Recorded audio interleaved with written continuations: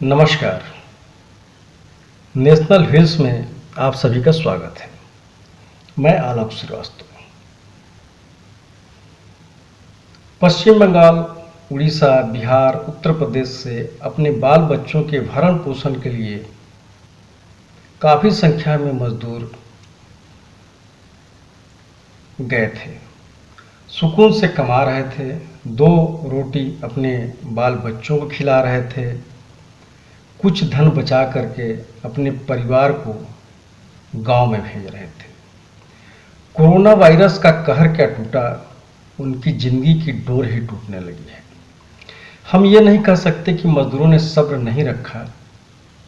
45 दिन तक धैर्य रखा।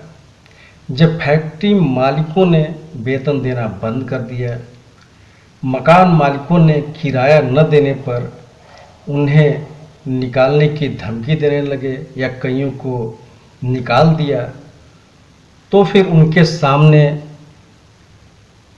अपने गांव लौटने के अलावा कोई विकल्प नहीं बच गया। यह सही है कि रेलवे ने श्रमिक एक्सप्रेस नाम से कई ट्रेनें चलाई हैं, लेकिन मजदूरों की संख्या को देखते हुए यह नाकाफी है, अपर्याप्त है।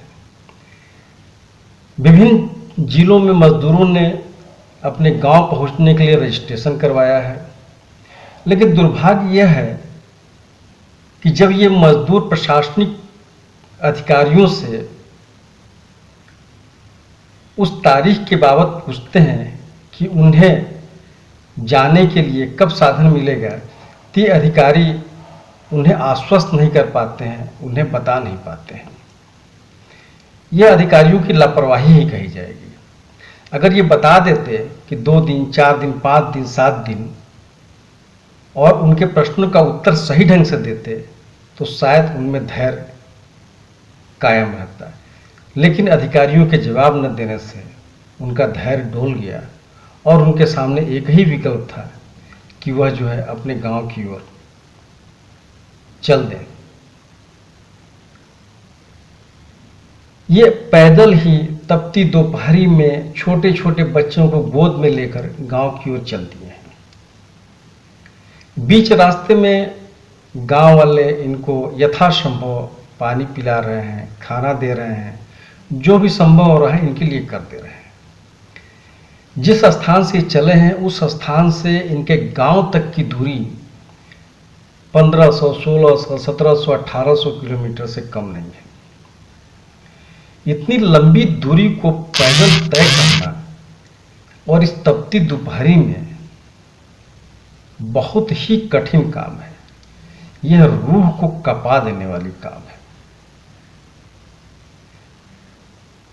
आज जो है उत्तर प्रदेश के औरैया जिले में एक बहुत ही दर्दनाक हादसा हुआ और ऐसे हादसे मजदूरों के साथ अक्सर हो रहे हैं। वह अपने गांव के लिए चले थे, लेकिन बीच में इन हादसों का उनकी जिंदगी की डोर जो है टूट जा रही है। यूपी के औरैया जिले में सुबह के करीब 4 बजे 2 ट्रकों की भिड़ंत में 24 मजदूरों की मौत हो गई। ये मजदूर राजस्थान से आ रहे थे और इन्हें बिहार और झारखंड जाना था। ये तो चले थे कि अपने गांव पहुंच जाएंगे, परिवार के बीच में रहेंगे, लेकिन दुर्भाग्य ने इनका साथ दिया और ये काल के गाल में समा गए। मनुष्य की एक स्वाभाविक प्रवृत्ति होती है कि जब वह मुसीबत में फंसता है तो गांव की ओर भागना चाहता है या अपने परिवार की ओर जाना चाहता है।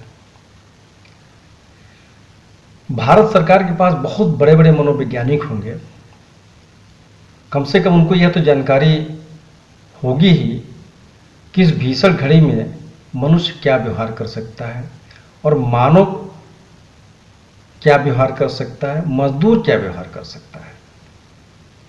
लेकिन इसका आकलन न तो हमारे केंद्र सरकार ने लगाया और न तो राज्य सरकार ने लगाया। चलिए, जो गुजर गया सो गुजर गया। जो गुजर गया वो वापस नहीं हो सकता है, इसलिए हमको उससे एक सीख ही लेनी चाहिए। अब जो मजदूर अपने गांव की ओर जा रहे हैं, बीच रास्ते में हैं, पैदल चले जा रहे हैं, प्रशासन को चाहिए कि उन मजदूरों को वहीं पर जहां तक वो पहुंच गए हैं उसे रोक ले और पास के primary school, junior high school, जिला पंचायत भवन में या गांव के पंचायत भवन में उनको ठहरा दे, उनके खान पान की व्यवस्था कोटेदार और ग्राम प्रधान के माध्यम से कर दे।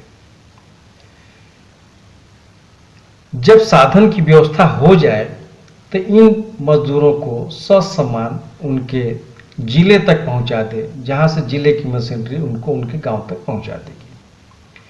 लेकिन दुखद है कि प्रशासन यह काम करने में नाकाम रहा। मजदूर मर गए, सरकारें 2 लाख, 4 लाख, 5 लाख, 8 लाख जो भी धनराशि सरकार तय करेगी उनके परिवार के लोगों को दे देगी। लेकिन क्या किसी का पिता, किसी का पति, किसी के बेटे को सरकार लौटा सकती है? शायद नहीं। सरकार को अपने